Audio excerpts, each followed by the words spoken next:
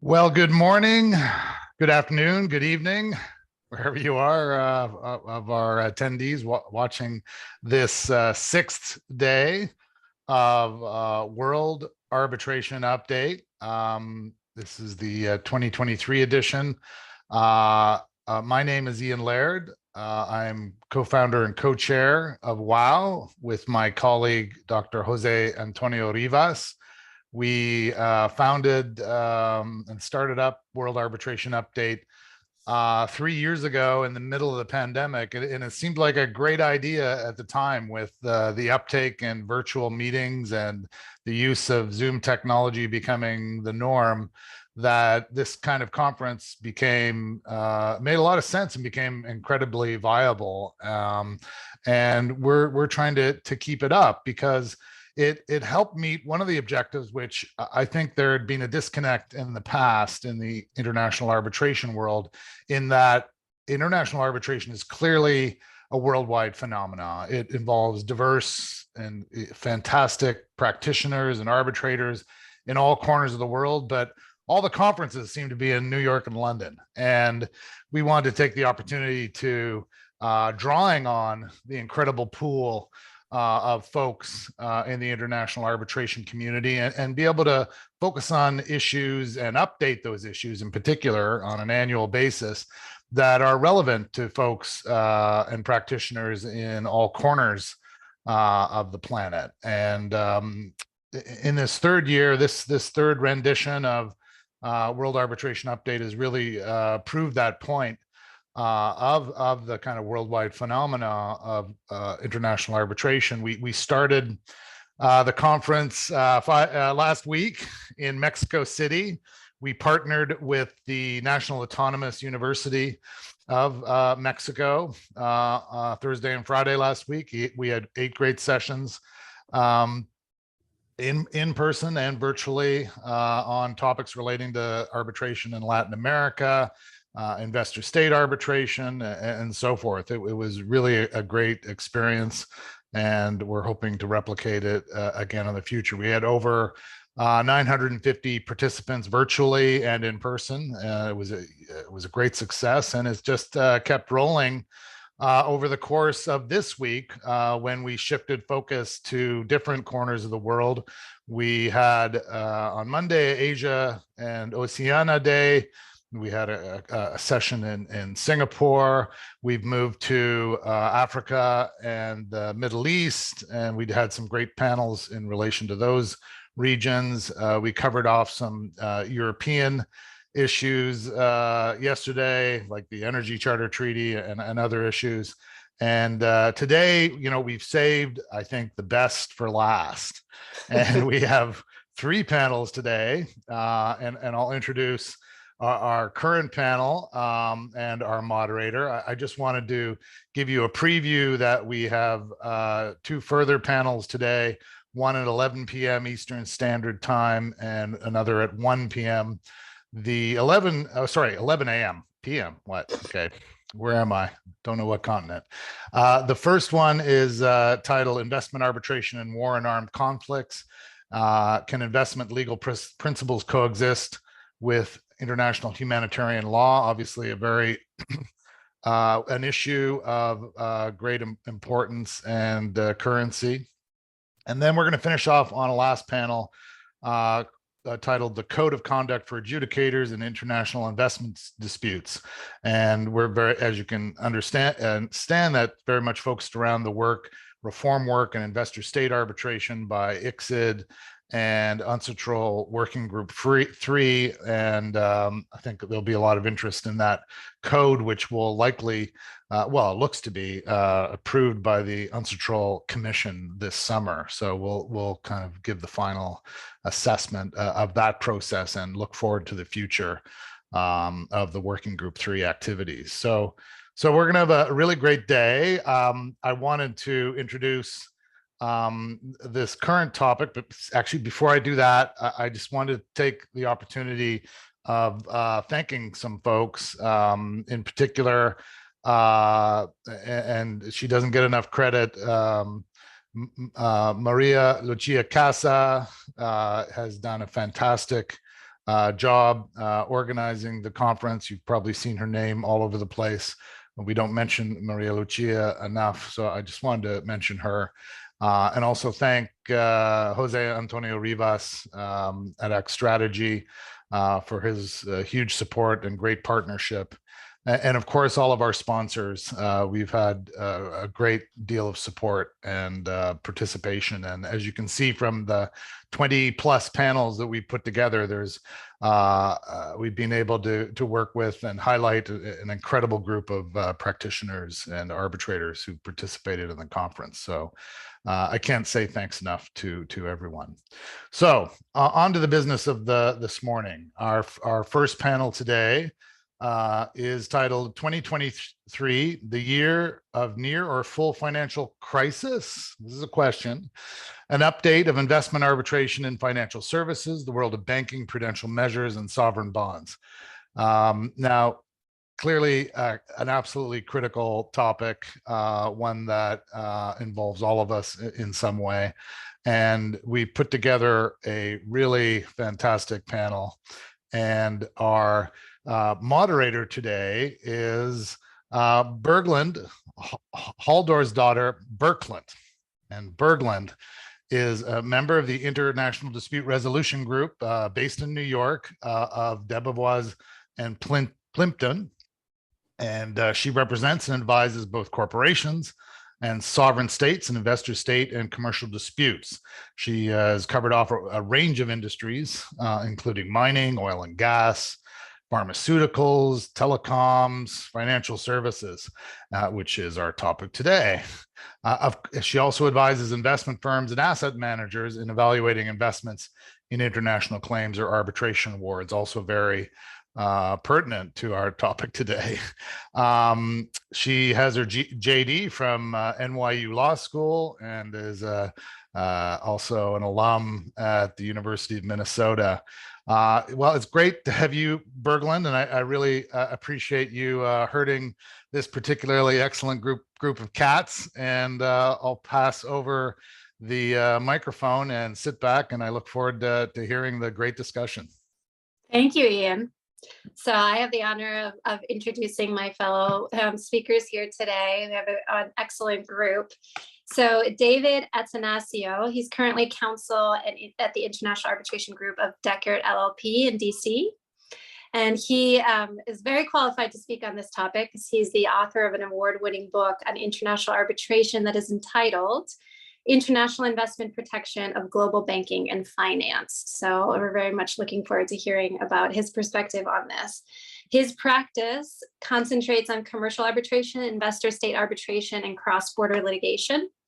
And he works in a number of different industries, including banking and finance, but also energy and the mining sectors, among others. He is, among other things, on the board of directors of the International Law Association American branch and a member of the Global International Law Association's Rule of Law and International Investment Law Committee. He holds a JD from Harvard Law School and a PhD from the University of California, Los Angeles. Welcome, David. Happy to have you here. Danielle Morris is a partner of William Hale's international arbitration practice. She's also based in Washington, D.C. Her practice spans both private and public international law. She has 15 years of experience representing clients in both ad hoc and institutional arbitration under all of the sort of rules of arbitration that you would be familiar with. She's represented clients in a number of sectors, including the financial services sector, as well as mining, oil and gas, construction, pharmaceuticals, and automotive industries. She regularly advises clients on the substantive protections and dispute resolution mechanisms under various investment treaties, both bilateral and multilateral. And she's represented both investors and states in these investment disputes. And she's also advised an African state regarding boundary mediation. And she, interestingly, began her career as a legal advisor in the legal advisor's office of the U.S. Department of State. So she has that experience as well, coming from the state perspective. And then finally, last but not least, Michael Seelhoff. He is an independent valuation and banking expert. He has testified on valuation matters in international and commercial arbitrations across many industries. including banking, but also construction, power generation and transmission, oil and gas, transportation, telecommunications, and food. Before working as an expert, Michael worked in banking for 17 years. And during that time, among other things, he was chief operating officer of the investment bank of Commerzbank, Germany's second largest bank. And prior to that, he was responsible for Commerzbank's M&A transactions and for managing the bank's regulatory capital. He has a deep understanding of valuation of banks and financial instruments and of bank regulation. So we're very happy to have him here as sort of the token non-lawyer on the panel, which is really, really helpful. And he is a mathematician by training, but he also holds a second master's degree in engineering and management from MIT. So very qualified, as are Danielle and David, to talk about this topic. So very happy to have everybody here and to get to participate in this. So David, maybe I can start with you and invite you to just give us a little bit of an overview of investment arbitration in this sector. What are some of the things that kind of stand out to you regarding regarding arbitration in this sector? Well, thank you very much, Berglund, and thank you to the organizers for putting together this panel and inviting all of us to speak. We really appreciate it. It's great to have the opportunity. I'd just like to start with a question. How many of you think of banking and finance first when you think of investor-state arbitration? Well, although it may not be the first sector you think of, investor-state arbitration is more important than ever with the recent turmoil in the international banking sector. In just recent months, we've seen Silicon Valley Bank, Silvergate Bank, and Signature Bank fail in the United States. We saw quite recently Credit Suisse be taken over by UBS under the stewardship of the Swiss government. And in that process, its AT1 bonds were completely written down. And in the process of that, of resolving the crisis or around Credit Suisse, the Credit Suisse shareholders were going to be bought out with one UBS share for every 22 Credit Suisse shares, something like a 60% loss for shareholders of that company. The AT1 bond holders have been completely written down, supposedly on the basis of a provision in the bond prospectus that allowed those bonds to be written down in the case of a viability event, specifically in order to preserve the capital adequacy of Credit Suisse and other issuers of that type of bond. So we've seen some major economic and financial consequences already of this latest spat of banking crises. And I think it's still too soon to know whether we've seen the end of the banking crisis or whether perhaps the worst is yet to come. These things sometimes unfold quickly, other times not so quickly.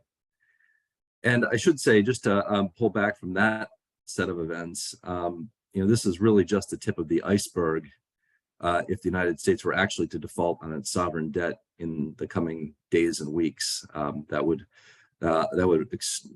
be a cataclysmic event for the financial sector and for the global economy more generally, and would certainly stimulate a lot of disputes.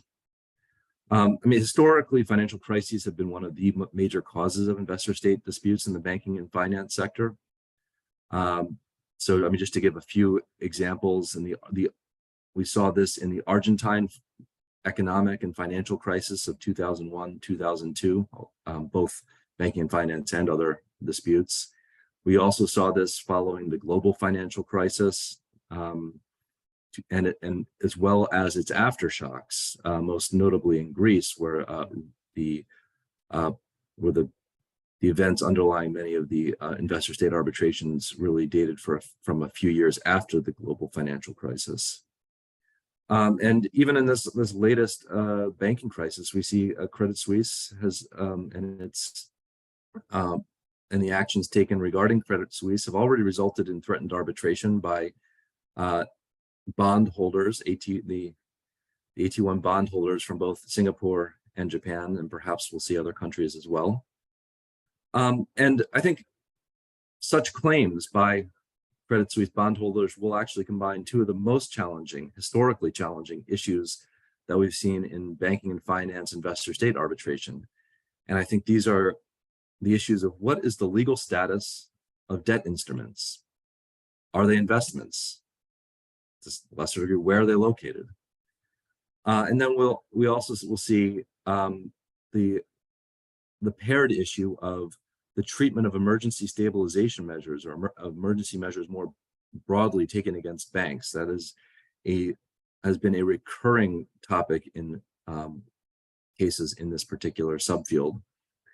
And interestingly enough, the Credit Suisse situation may combine those two issues because you have emergency measures taken against Credit Suisse that actually, in this case, instead of affecting the equity holders, have affected the debt holders. So I think it's therefore worth taking stock of what has happened in the last few years in this field. And I'm just going to, talk about, roughly the cases that have wrapped up in 2001 or 2021 and 2022. And I think in the last few years, we've actually seen tribunals get somewhat more aggressive. Historically, tribunals have struggled, I think, with how aggressively to wade into the issues in what is essentially a very heavily regulated sector that has close connections with questions of public policy, economic policy, monetary policy. Prior to 2021, there were just a handful of cases that led to public payments, whether those payments resulted from settlement or from awards. But we've seen a number of cases just in these last 2 years that have actually led to payments, or at least to awards of damages. And I think these cases provide potential indications for where this subsector of investor-state arbitration is going in the future. So I plan to review just the most recent developments in the debt and banking areas, since these are the most topical, and then just mention that there are a few other interesting cases that have emerged in the last couple of years. So first, on the legal status of debt instruments, I think we've seen several cases that confirm that debt instruments, at least in principle, depending on the treaty text, may qualify as investments subject to treaty protection. Obviously, a debt instrument, so a loan, or in the case I'm going to specifically talk about, sovereign bonds, looks somewhat different than your classic investment in a mine, in a factory, in an oil field. Physical things. These are not physical things. These are legal instruments. And so I think historically there's been debate before tribunals as to whether or not they were investments that would qualify for treaty protection. Well, in just last year, we've seen the Gramercy versus Peru case reach a final award. And this case addressed the interesting issue of whether certain highly specialized bonds in Peru should qualify as an investment, among many other issues. The bonds in this case were issued to Peruvian citizens in the 1970s as part of an agrarian reform in Peru, in which land was expropriated and the citizens were nominally compensated with these agrarian bonds. Gramercy, a private equity fund, acquired these bonds in the early 2000s. And the crux of the issue before the tribunal, at least on the merits, was whether the state had unfairly changed the valuation method for the bonds at a very high level of abstraction. But before reaching that merits question, the tribunal had to determine whether these rather unusual sovereign debt instruments were actually investments under the Peru-US FTA. And the tribunal found that it did. I think this question was relatively easy for the tribunal, in part because the Peru-US FTA, unlike many treaties, expressly notes that bonds are qualifying investments in its enumerated list of investments. Somewhat more interestingly, the tribunal did conclude that The bonds also had the characteristics, the inherent characteristics of an investment, looking at 6 different factors: commitment of capital, expectation of gain or profit, assumption of risk, which are kind of classic elements that tribunals have looked at, but also their duration, non-commercial character, and the fact that they were actually securitized. So I think based on this case, we can see that this case adds itself to a list of about 4 other tribunals that have found that bonds do qualify as investments against one tribunal up to the present or one significant tribunal up to the present that found the opposite. I think for the interest of time, I'm going to just now skip to one of the interesting developments in the permissibility of emergency measures in the banking and finance sector. I think the recent cases solidify the principle that discriminatory or publicly motivated emergency measures may indeed breach an investment treaty. As I think I've noted before, bank tribunals have struggled with where to draw the line in their regulation or their oversight of state measures taken in the banking sector. So in 2021, the Cyprus Popular versus Greece Tribunal, which actually, according to public reports, the award is not public, issued a damages award in the $40 to $60 million range based on the Greek government's failure to offer emergency assistance to a bank. That tribunal found that there's no general obligation to provide emergency assistance to a bank that's failing, but that if the failure is discriminatory in nature, it may breach a treaty. I'm just basing this on public reports. Again, the award is not public. I think at the same, also in very recent years, or I think in the last year, less than a year, the Bank Melli versus Bahrain Tribunal also confirmed that politically motivated forced administration and liquidation of a bank may breach a treaty. So at least in this, on more extreme fact circumstances where the regulatory measures taken towards the bank are not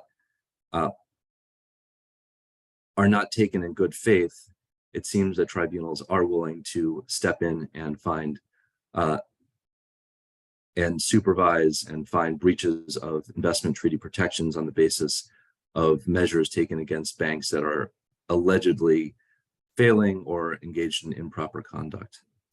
So I think we do see some interesting, very interesting developments in these 2 areas that seem to kind of consolidate earlier patterns of decisions, and it'll be extremely interesting to see how these play out in the recent set of banking crises or banking failures, banking crises, especially in the Credit Suisse case, where it looks like we are going to have investor-state arbitration proceed in the coming months and years.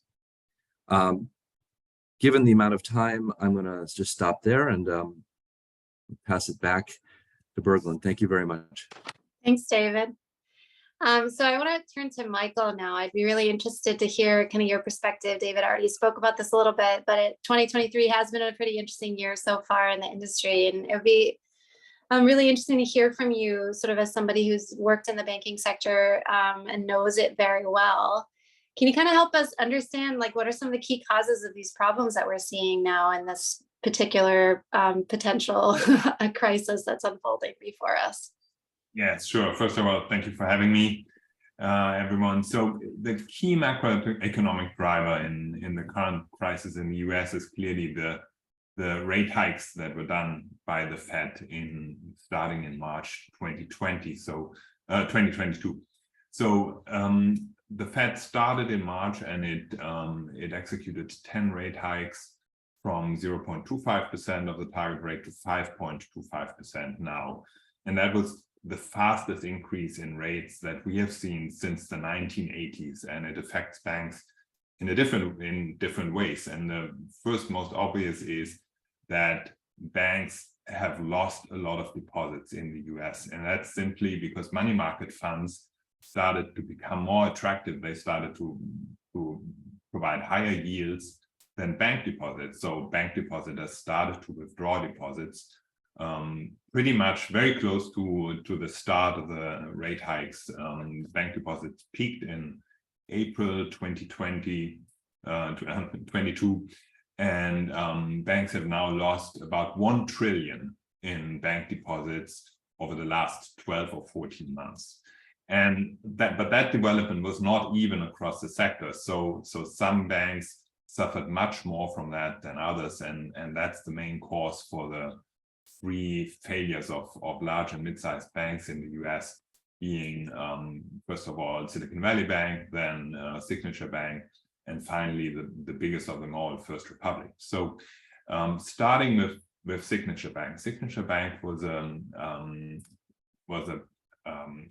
Californian bank that was servicing the tech industry, and it had grown rapidly over the 2 years up to the rate hikes. It had actually tripled in size, its balance sheet, to more than 200 billion. And all that was driven by a lot of venture capital funding that was flowing into the tech industry.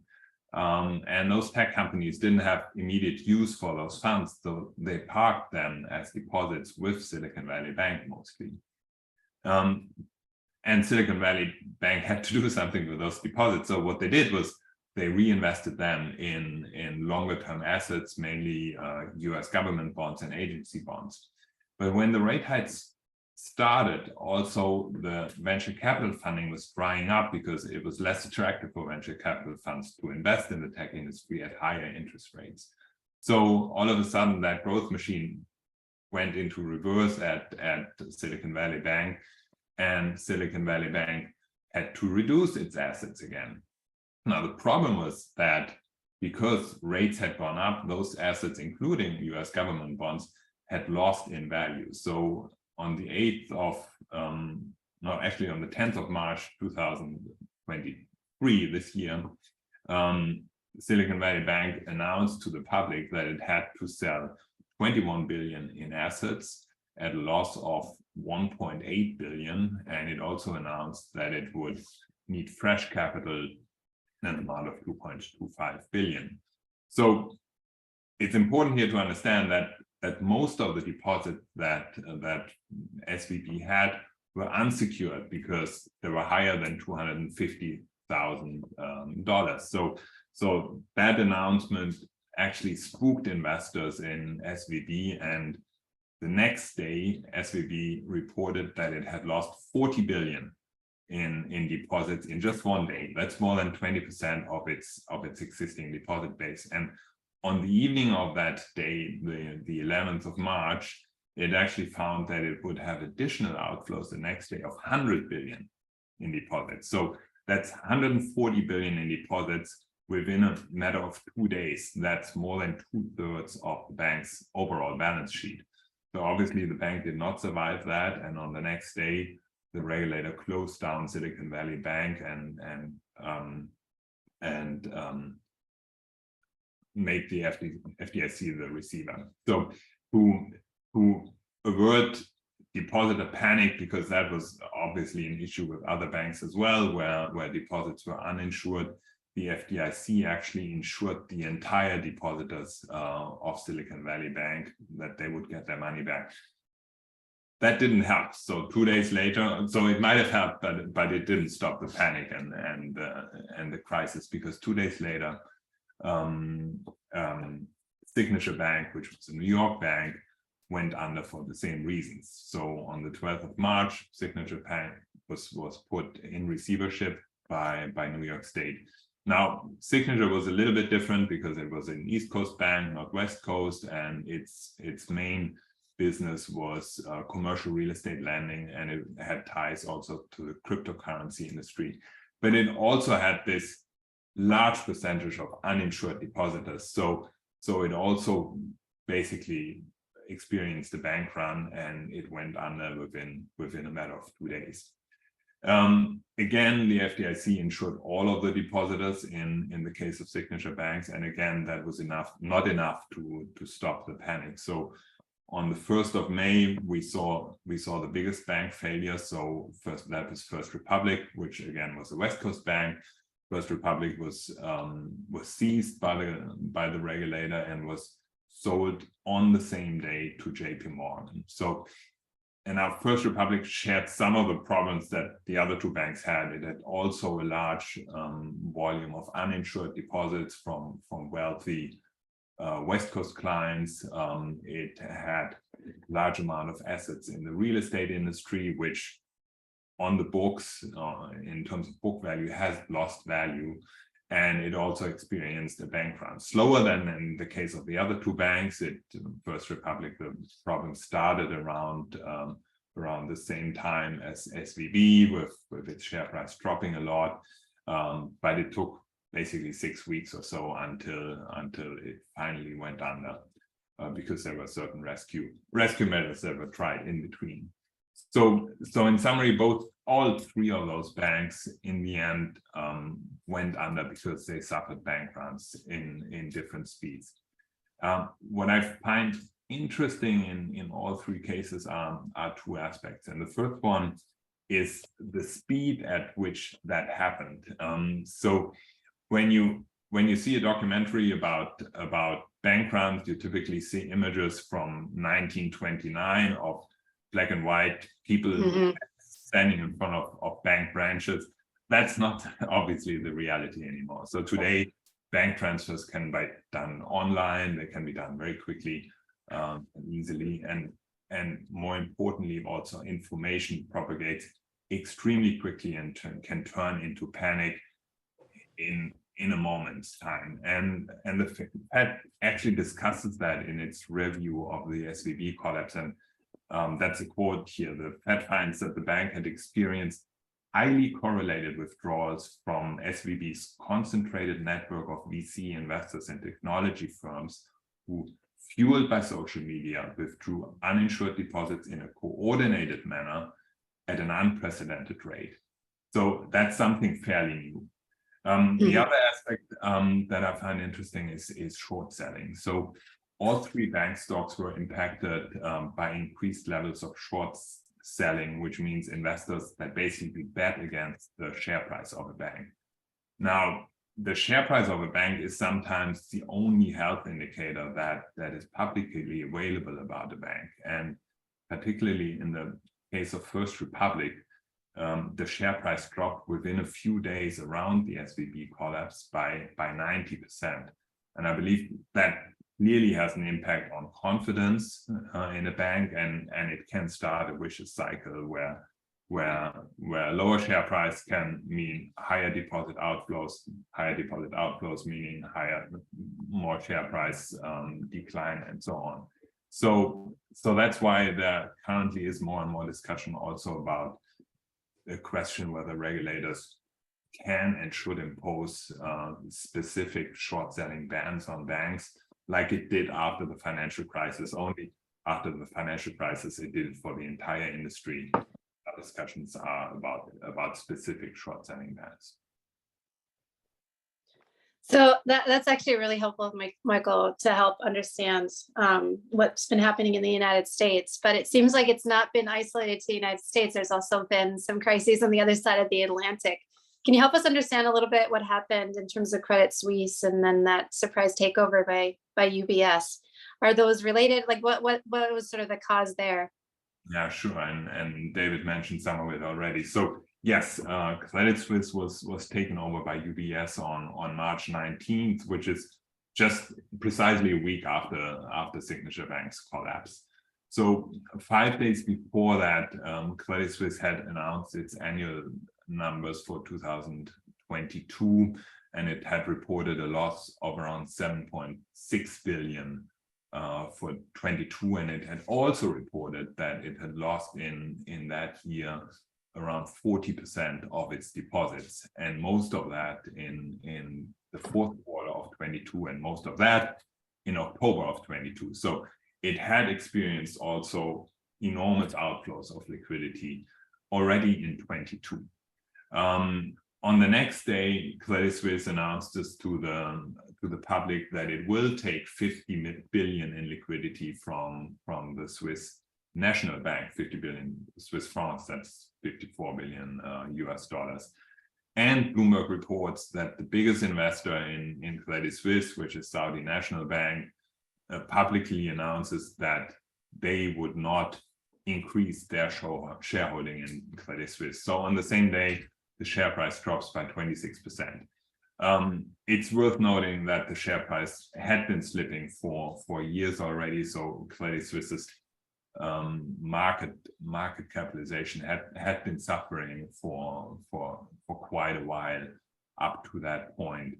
So on the 19th of March, which was a Sunday, both banks reported that UBS would take over Credit Suisse for a price of $3 billion US dollars. It was also reported by the Swiss regulator that the Swiss National Bank would provide a liquidity line of 200 billion Swiss francs, roughly 210 billion US dollars. And like David mentioned earlier, it was announced that the Swiss regulator had ordered Credit Suisse to write down all of these so-called AT1 bondholders, and they lost the entire value of their investment, which was 17 billion US dollars. So in the end, Credit Suisse seems to have suffered from a very similar fate as the three US banks, which is a loss in the liquidity, a sharp drop in deposits and investor confidence. But it seems to be correlated in time to the US cases, and that probably didn't help to reduce panic in the market. It did the opposite. Mm-hmm. But it's fair to say also that Credit Suisse had its own problems from the past, which were not related to the US banking crisis. So what kind of disputes can you imagine coming out of these types of crises? Yeah, David mentioned that already also. So one group of claims seems to be coming from Credit Suisse's AT1 bondholders. And to understand that a little bit more, AT1 stands for Alternative Tier 1 bonds. And those are instruments which were created after the financial crisis. I believe the first bond was issued around 2010. So they work as follows. When a bank's capital falls below a certain threshold, the bank is allowed to either write down those bonds, typically completely, or convert them into equity. And in the case of Credit Suisse, the AT1 bonds were write-down bonds. And this is what actually happened. The regulator, the Swiss regulator, FINMA, ordered Credit Suisse actually to write down those bonds. Now, what is unusually in the situation of Credit Suisse is that the recovery order was changed. So Credit Suisse's shareholders actually received 3 billion from the sale, and the bondholders received nothing. Typically, in bankruptcy or bank resolution, the order is different. So shareholders suffer first, and then when all of the shares have been written down fully, then bondholders will start to suffer as well. And that happened, for example, in the case of Banco Popular in 2017. But it didn't happen in the case of Credit Suisse, and the decision by the Swiss regulator spooked investors in the market for AT1 bonds. So on the day after the merger, the Bank of England and the EU come out with a statement that says, in the case of bank resolution or bankruptcy, we will respect the typical recovery order. The problem here was that in the case of Credit Suisse, the Swiss authorities did not call the process a resolution. They didn't put Credit Suisse in resolution, even if it looked like one. So some law firms are actually questioning that decision. So they're asking that question: why did the authorities not place the bank in resolution and then in resolution respect the typical recovery order? So, and another important question seems to be, and David touched on that already, the question whether the Swiss regulator FINMA had the authority to write down or order a write down of the bonds in accordance with the contractual language in the bond prospectuses. FINMA argues that it had, because the Swiss National Bank had provided extraordinary liquidity assistance. And in the view of FINMA, this constituted a so-called viability event, and viability events are defined in the prospectus, and they would have allowed FINMA to order a write-down. Now, the issue is a viability event requires assistance which improves the capitalization of the bank, and not only liquidity, but the assistance provided by the SNB had only liquidity and not the capitalization of the bank. So that is something which investors are questioning. And actually, just this week, there was an article in the Financial Times that also Credit Suisse, around the day of the sale, had questioned that interpretation. And Credit Suisse exactly points out to that bond contract, to those bond contracts, and says there was no assistance on the capitalization side, so this was not a viability event. So different groups of bondholders seem to be preparing claims in relation to the Credit Suisse matter, both in local courts and in international, under international treaties. Yeah, it'll be interesting to see what happens. So I want to turn to you, Danielle. So I think, David, it was sort of nice how he started this. He said, well, you know, is this really the kind of investment you would have thought of when these treaties are negotiated and so on? It's not necessarily the most intuitive type of investment that we would think, but we really are seeing a lot of disputes in the past, and we're probably going to be seeing a lot more.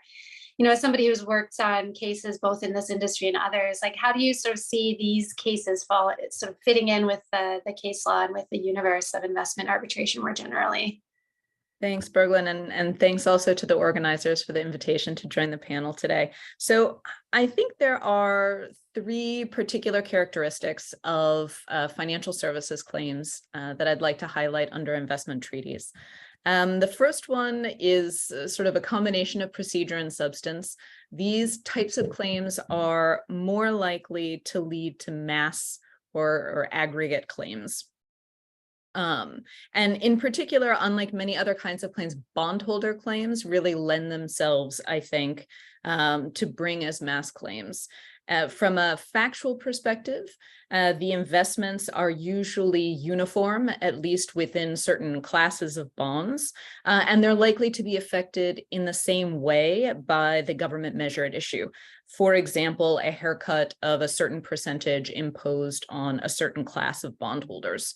And this addresses a typical issue, a common obstacle to collective claims, namely that there isn't a sufficient commonality of facts and circumstances to allow a tribunal to make a common ruling. And from an economic perspective, bonds are more likely than many other kinds of investments to be both insufficiently high value individually to make a solo claim worthwhile, but on the other hand, able to be aggregated in a cost-effective way due to the factual similarities that I've mentioned. There has, as many in the audience are no doubt aware, been a heated debate as to whether such mass claims are permissible under the relevant investment treaties and or the arbitral rules that govern a particular dispute. So far, the answer has generally been yes. But there has been some very vociferous dissent, and so I don't think this can really be considered a settled issue at this point. And there may also be consequences in terms of security for costs. There have been tribunals recently that have said, yes, we'll let this claim go forward, but we recognize that this is not a typical situation. It may be difficult for the respondent state to collect on any cost award, and so sort of to counterbalance the letting the claim go forward, we're going to ask for, or order rather, security for costs. And then also there's been a debate as to whether these bonds qualify as investments, which David has mentioned, and he's going to discuss a little bit more shortly. The second sort of particular characteristic of these kinds of cases, financial regulation cases, like tax cases, are particularly likely to raise police powers concerns. And David flagged this as well in his introduction. So a state's so-called police power is the sphere of regulation within which the state has discretion to act without incurring international liability, provided the state meets certain basic requirements like acting in good faith. So as Michael mentioned, the financial sector is highly regulated. There's also the potential for fast-moving problems and contagion within the financial system. I think, fortunately, we've all seen examples of that. And in addition to these sort of institutional or sector specific concerns, there are also potential concerns about consumer protection and other sort of individual facing issues. So these factors taken together mean that these claims may have particular challenges for investors absent some significant aggravating factor. In particular, tribunals are very reluctant to second guess regulators as long as they're acting in good faith. Typically, tribunals have rejected liability unless the measures are arbitrary or wildly disproportionate, which can effectively be a measure of the regulator's good faith. And tribunals are much more likely to find liability where the financial measures were taken for an improper purpose. And you can compare this in the tax sphere to the UCOS cases, for example, where tribunals said an actual tax regulator acting in good faith would not have taken these measures. These were not actually intended as tax measures, but rather as expropriation. So for example, where the measures target a foreign investment, where there's a political motivation behind the measures, these are the kinds of circumstances where tribunals have been more likely to find liability, effectively where the state is using financial regulation to achieve non-financial goals. And then the last point that I just wanted to flag, third characteristic, financial sector claims can arise out of a particularly wide variety of kinds of measures, each of which raise their own issues. And we've heard a little bit about these already. So there are consumer protection related claims, bank stability and licensing measures, bonds and other financial instruments, interference with the repayment of loans. So all of these different kinds of measures have given rise to investment arbitration claims. And so depending on the type of issue or the factual circumstances involved, it may actually be the case that the most analogous precedents, we don't have precedent, but the most analogous comparators may actually be outside the financial sector. So really just an impressive variety of different kinds of claims. Yeah, thank you. Thank you, Danielle. So I thought maybe we could pivot a little bit and start, I think we've gotten sort of laid the groundwork here in terms of what causes these disputes and so on. But just talking a little bit more, kind of getting a little bit more in the nitty gritty of actually litigating these disputes. So this is something that Danielle and David and I have all litigated these kinds of cases. Michael, you've testified in these kinds of cases. So maybe we can sort of talk about sort of jurisdiction merits and quantum of these types of cases. So starting with jurisdiction, David, what are some of the jurisdictional issues that are sort of typical in these types of cases that you need to overcome as a claimant? Oh, I think you're muted. Thank you.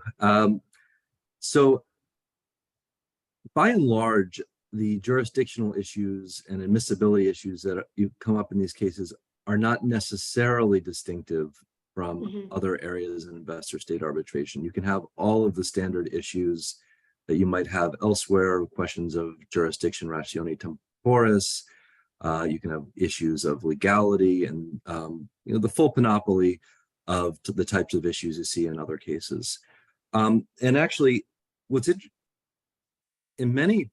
in many banking and finance cases, there are not necessarily distinctive issues. So, I mean, a lot of these cases don't deal specifically with, let's say, financial instruments like loans, bonds, derivatives.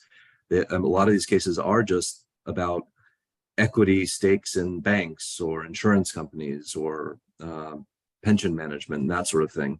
And those, well, I mean, they have some distinctive merits, and damages issues, but I think actually on the jurisdictional and admissibility side, the claims are not that distinctive from even just owning a mine or a oil field or what have you. I think where we really get some interesting issues are when the cases center around what I would call financial instruments, pure contractual or sometimes securitized contractual obligations in the form of bonds, like bonds, loans, because there you have this completely immaterial investment. And as I mentioned very briefly in my introductory remarks, I mean, there you get the set of issues surrounding are these things investments under the definition of an investment that appears in an investment treaty? If you're in an ICSID arbitration, you'll get the question of, do these supposed investments have the characteristics, the objective characteristics of an investment pursuant to Article 25 of the ICSID Convention? So the Cellini sort of analysis, although I mean, you get different combinations and permutations of how that works, and even under sometimes under treaties, you'll also get this, especially certain more modern treaties will expressly say that the investment has to have characteristics of an investment, and that then you get into this same sort of debate as to whether these things are they really investments. I mean, they're not foreign direct investments of the kind of the classic sort, but well, I guess if you talk to somebody on Wall Street, buying bonds is probably qualifies as an investment in their sort of sense of the word. But so you're in that sort of space of debate. I think the other interesting question that comes up, because these financial instruments are non-material in nature, is, well, where are they located? Mm-hmm. I mean, there's no physical, there's not necessarily any physical, physical location of it. I mean, I guess in some older bonds, well, in the Gramercy case, they actually had written papers, but I don't think you would say that the investment is where the physical paperwork is located that attests the bond certificate is located. It's something else. And so tribunals have struggled with this question to some degree in the cases. I don't think they've come to wildly different viewpoints. An early case, the Aberclat case, did touch on this, and it concluded roughly that the location of one of these investments is where the benefit from the financial instrument was received. So generally speaking, if it's sovereign debt, it would be in the location of the where the sovereign is that issued the bonds in the first place. But I mean, it is an interesting question, because I mean, sometimes, not always, these even bonds will have intermediaries. You may have an interest in a bond as a retail investor or maybe an institutional investor, but you may not actually own the original bond. That may be held by an intermediary that then reissues interests in that bond. So that complicates the analysis one level further. And then also you can have other issues like, well, one of the things about securitization and bonds in particular, the whole point is that you can have a secondary market for these things. And so a lot of times investors will acquire these things in the secondary market. Again, I mentioned the Gramercy case, which is a somewhat unusual case, and I'm not sure you'd want to exactly describe what happened there as a secondary market, but you didn't. Gramercy acquired its agrarian reform bonds from the individuals who originally received them from the government. So it wasn't exactly receiving them on the primary market in that case. So you have these interesting issues about location that arise from this set of characteristics of financial instruments as well, that I think in cases that surround these financial instruments can really be the subject of quite extensive debate in the cases. Indeed. Thank you. So Danielle, moving on to the merits, are there some unique issues that arise on the merits on sort of liability for these kinds of claims?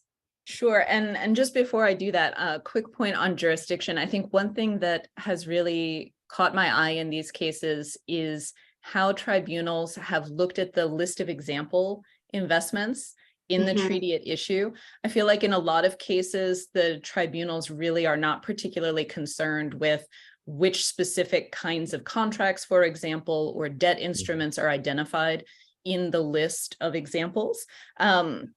But precisely because bonds are not a typical sort of more physically embodied investment, it has really come up in some of the cases. And then I know Brigitte Stern also drew an interesting distinction in one of her dissents between bonds where the proceeds are used, for example, to build a factory or to build some infrastructure versus bonds that are issued for the purpose of raising general government revenue. So these are, I think, other interesting ways that bonds raise particular jurisdictional issues. Sorry, David, did you want to? And then turning to the merits. So one of the issues that I've already mentioned, police powers, I think gives an added oomph to the generally applicable presumption that the government is acting in good faith, right? So in pretty much any investment arbitration, a tribunal will generally start from the presumption that the state is acting in good faith. So as a claimant, how do you show that the government, or more specifically the regulator, went beyond the bounds of what is internationally acceptable, apart from just looking at the impact or the nature of the measure itself? So looking at some of the cases, you can point to, for example, public statements by politicians or by the regulator regarding the reason for the measures. There have been cases where public statements have made clear that the measure is intended to target specific investors, foreign investors more generally, or that there is some other kind of purpose behind the measure that doesn't necessarily align with a traditional regulatory measure or regulatory goal. There are other circumstances that investors have pointed to, for example, upcoming elections, which may have provided some motivation for the measures at issue, and also a comparative analysis of similar types of measures in other jurisdictions. And again, this has also been done in tax cases to be able to say, okay, you're saying this is a particular kind of measure intended to accomplish a particular goal. Let's look at how other jurisdictions have accomplished that same goal. And the idea being, if your attempted measure to achieve that goal is wildly different from what other regulators have done, that in itself suggests that perhaps the motivation here was something different. And then there's always the hope and disclosure that you'll come up with something particularly useful, especially with respect to the state's internal assessment of the measure. So for example, did they consider alternatives? Did they consider the impact on the particular stakeholders? Is there any evidence of animus or discriminatory treatment?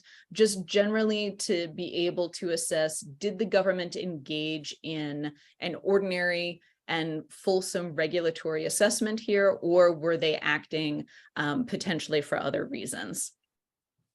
And then secondly, in every case, as the claimant, you need to persuade the tribunal that it wants to decide in your client's favor, right? You have the pure facts and the legal arguments, but it's also a story, right? And you want to persuade the tribunal that they're doing the right thing by deciding in your client's favor. So this can sometimes involve a bit of PR work on behalf of your clients.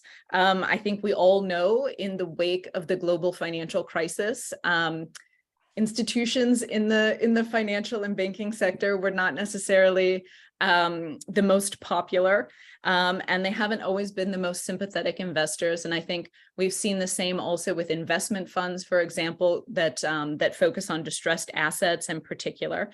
And this doesn't mean that they don't have good claims, right? It just means that when you present your narrative to the tribunal, you need to be conscious of the broader circumstances and really work to help the tribunal understand the circumstances of this particular dispute and this particular investment, so that they can have the best understanding of your client's case. Yeah, that's good advice for any case. So, and then I see we had a question about the major jurisdictional issues that each party should have fulfilled prior to making a claim. So I don't know, David, whether you want to take that one. I mean, I think you typically have your covered investor with your covered investment. So in the case of a corporate investor, you're looking at usually a corporation that's incorporated in the home state and then legitimately owns an investment that's covered by the treaty.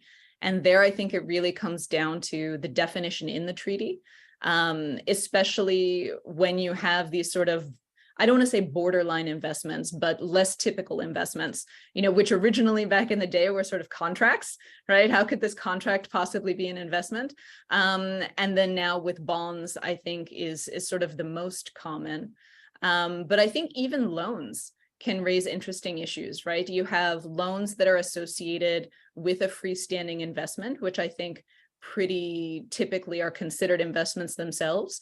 And then you have loans that are sort of issued commercially on a more standalone basis, which I think could raise more interesting issues in terms of whether the loans themselves would be an investment in that case, whether they would be an investment taken in consideration with the larger business.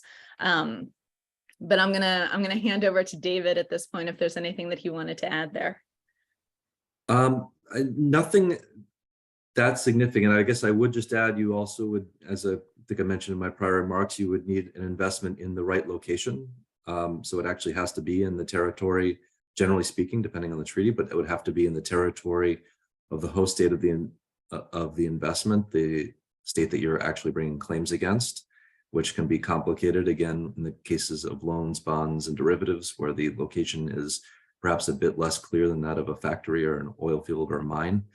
And then finally, you also, the investment and the claim, well, the claims have to have arisen at a proper time. It has to have arisen when all of the other requirements were generally satisfied, and it also has to have arisen after the relevant investment treaty has gone into force. That sometimes comes up in, well, these cases, it can also come up in any other sector, but there have been a couple of cases against Colombia in recent years where this was actually at the heart of the state's defense, that the bank collapse happened before the treaty actually came into force, and so there was a lack of jurisdiction ratione temporis. Yeah, and I think also another thing, sort of a practice point, I think for any case is you want to know the specific treaty instrument that you're looking at. Some of the more modern treaties also add some additional hurdles in terms of, for example, needing to waive all domestic remedies, needing to withdraw cases that you might have that are pending. And then, of course, you need to be thinking about if there's a statute of limitations. Let's say there's a 3-year statute of limitations, but then there's also a 90-day sort of, you have to a notice period and so on. So you need to be kind of thinking backwards in terms of when you're in a position to file to make sure you've withdrawn everything and so on. So I think there's a lot more hurdles in my experience in the more modern treaties than in the older ones that you need to be worrying about, sort of those temporal and sort of the hoops, sort of the I's that need to be dotted and the T's that need to be crossed. So yeah, so there are then time bars. You have to be thinking about, when did the treaty enter into force? Was the dispute, when the dispute occurred, was there already an entering into force? Was your investment, the investor incorporated in a country that has a treaty? But then you need to be thinking about, there are some time bars in some of these treaties. For example, the one that was at issue in Gramercy, there's a 3-year statute of limitations. So you have to make sure that you are filing. And so then there can be a argument between the parties of when did the dispute arise, because that can have an impact on whether you can bring the claim or not. And typically you do need to have give notice to the state, a notice of intent, often 90 days before the actual request for arbitration. And so the request for arbitration would be the relevant date in terms of the time limits, but then you have to be thinking backwards in terms of the notice. So hopefully that addresses the questions on the jurisdictional and then the merits, but it would be interesting to talk about quantum. That's obviously really, really important too, is valuation. And so Michael, that's sort of the piece of the case that you're typically involved in as an expert who's testifying on these issues. What are some specific unique aspects on the valuation side for these kinds of cases as compared to others? Yes, sure. Yeah, I can think of three aspects that are materially different to other industries. And the first one is obviously regulation. So other industries have regulation too, but banks are heavily regulated for good reasons, and their regulation is very banking specific. So when you value a bank or a financial instrument and make forecasts, you have to make sure that you consider all of the regulatory aspects of a valuation, and that can become quite detailed and difficult, and particularly difficult to explain to a tribunal pretty quickly. And the other aspect is beyond regulation. Bank valuations are different because banks use both sides of the balance sheet for their business. So deposits are an integral part of their business model. You also have to have a valuation model, which is called in banking equity valuation, which puts the debt as an integral component into the valuation. Typically in an industry valuation, that becomes an afterthought. You value the firm value and then you deduct debt at the end. So both of these aspects make bank valuation quite different from many other industries. And as I said earlier, difficult to explain also to a tribunal that might not be so familiar with banks. And the third aspect I like to mention is resolution. So resolution frameworks are something quite new. Many frameworks were created after the financial crisis, and they haven't really been tested. So resolution is something very stressful. So it usually happens over the weekend. The regulator has a lot of responsibility to get it right. And there's a lot of discretion. And the question there is always, was what the regulator did the right thing? And of course, there are different legal standards, which Danielle mentioned. But I also like what Danielle mentioned about the story that experts have to tell, because banks can be in resolution for quite different reasons. So bank can have, like in the recent cases, in resolution because there was a bank run, because they had a liquidity event. But banks can also have underlying capital problems, which are more difficult to solve. So the question is always, what was it? And was it worth for the regulator to save the bank? Were there any measures that would have been more targeted to that specific situation of the bank? And particularly, was there a chance of survival had the regulator done something differently? And that's also something that is not easy to explain, that requires a lot of detailed analysis of a bank. So you need to go down deeply into the data of the bank. You might not always have that data because you might be on the side of an investor who only has public information at its disposal. So that becomes quite detailed quite quickly. So in summary, I think bank valuations are quite different. They require an expert to really have a deep understanding of regulation and be prepared to go into the weeds and explain them, which are two different things, obviously. Yeah, and that's always, I think a really interesting part of our practice as counsel is that we ourselves maybe aren't experts in the particular industries that we happen to be litigating cases. And so it's so crucial to have a good expert, but then also helping that expert to sort of translate things into plain English. Yeah. Let's see, we have a question here.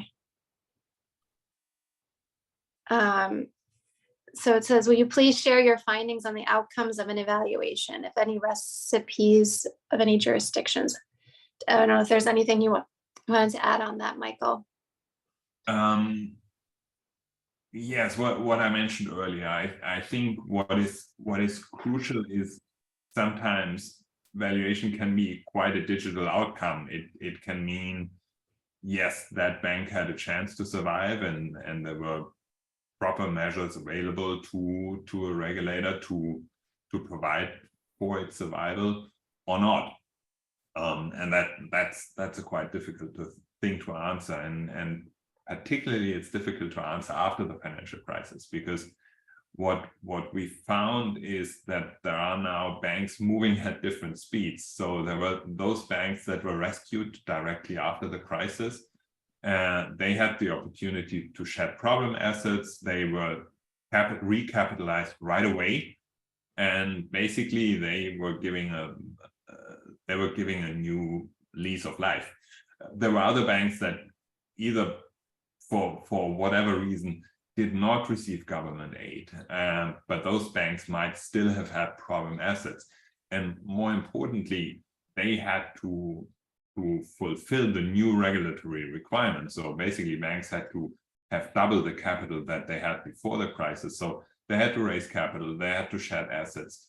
And in some cases, that can take a bank 10 years or more. And if a bank ends up in resolution just before that process is finalized, you end up having to answer the question whether that bank had just been at the end of the resolution of the recovery, or whether it was chronically ill. And again, that's a difficult thing to answer.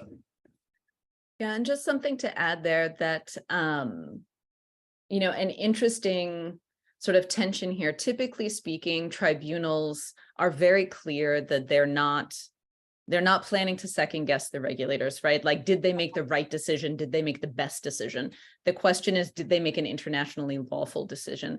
But at the same time, you end up, I feel like, litigating whether they did make the right decision, right? Both parties are sitting here saying, they should have done this, they should have done that. And I think the purpose of that is to get at, were they really acting in good faith? Did they make a proportionate decision? Did they make a good faith decision? But when you get into the nitty-gritty, there's a lot of argument about whether they did in fact make the right decision, even though the tribunals are pretty clear that that's not their mandate. So I think there can be some tension between the evidence presented by both parties, from the more factual perspective, from the expert perspective, and then the overarching legal arguments, which may have a slightly different tenor or a slightly different focus, which is not necessarily, was this the right decision or the best decision, but was this an internationally lawful decision?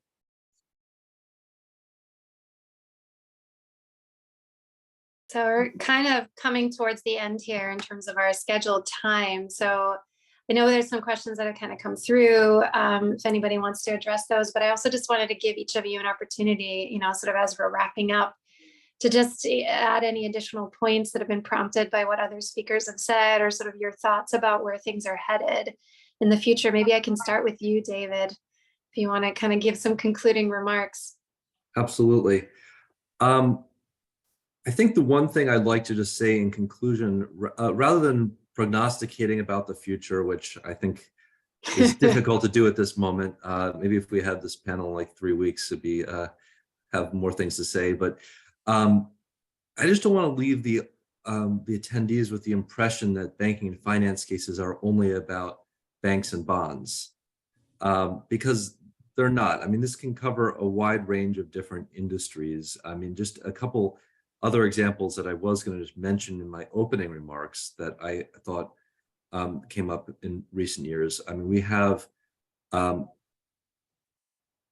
example, the BBVA case against Bolivia, which wrapped up last year, and this was a case that regarded management of the pension fund of pension funds in Bolivia. Bolivia had undertaken a transition from a private pension system to a public pension system by effectively nationalizing the pension system in 2010. And then it had this transition period that lasted at least through 2022, the date of the award, according to the tribunal. And that was really the subject of the dispute, because the private administrators alleged that they were left in this sort of limbo where they hadn't quite been nationalized, but hadn't quite not been nationalized. And this was the subject of dispute. Or just to give another example from a case I worked on, I'm not going to comment on the actual substance of it, but in the Moll versus Croatia case, one of the major issues that came up there was securities regulation and whether the Croatian securities regulator, HANFA, had properly or improperly or abusively regulated the securities market in Croatia in a way that, allegedly negatively affected our clients' interest. So that was so you can have these issues of securities regulations. So it's a big field. Finance itself, banking finance itself, is apart from arbitration, is a massively complicated, multifaceted, multidimensional field that is really only limited by, I hesitate to say it, but human creativity. And I think the types of cases that you see in international investor state arbitration can match that entire range of creations that we see in the field. Thank you, David. Michael, do you have any final thoughts? No, only that you didn't ask me to forecast whether the crisis is over or not. I'm grateful you didn't ask me. You don't want to be recorded on that. Yeah, that's going to be. Well, we'll see that. We'll have to reconvene in a year and see what's happened in the meantime. Danielle, maybe I can give the final word to you. Sure. So just a tiny bit of prognostication. I think we're going to continue to see quite a few claims in this area, both because of the recent turmoil that we've been discussing, but also, just as David mentioned, recently these cases have been successful. Certainly not all of them, but there have been several recent notable cases in which the claimants have succeeded, which I think always stimulates potential future claims. But sort of to temper that, hopefully these recent decisions will provide some guidance on what a successful claim looks like and what the permissible bounds of government regulation are in this sphere, which I think will be helpful for both investors and for regulators going forward. Thank you so much. Thanks, everyone. And to all the participants. Is Maria Lucia still here? I think I can hand the baton over to you. Thank you, Berglund, and thank you, Danielle, Michael, and David. And I think this was a terrific panel. I actually learned a lot, and I think that we should keep exploring this topic for our next editions. So please, all of you, we will keep you posted on the topics for the next year. I would also like to invite all our participants to the last session of this week. We have in 40 minutes a session on investment arbitration and international humanitarian law.